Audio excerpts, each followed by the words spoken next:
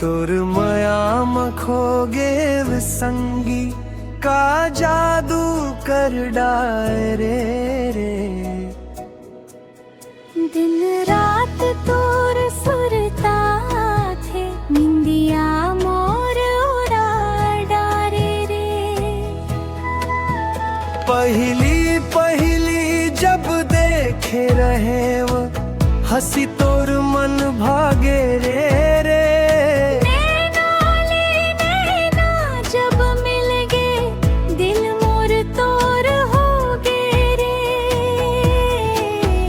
चंदा जैसन मुखड़ा तोर सपना में रोज समावे रे।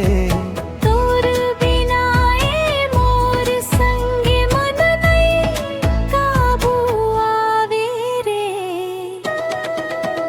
तोर मयाम खोगे संगी का जादू कर डारे रे।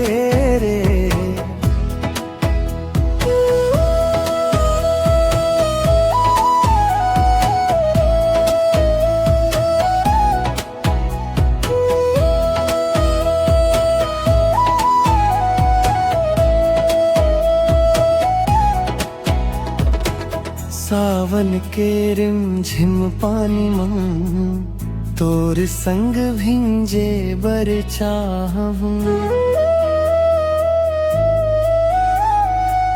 महुआ रुख के छाव तले तोर संग जिए बर चाहूं।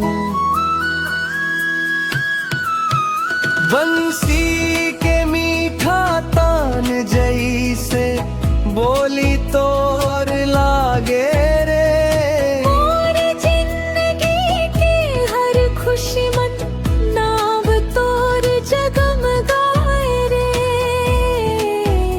इज हाथ मम हाथ धर ले संगी संग संग जिंदगी काटबो।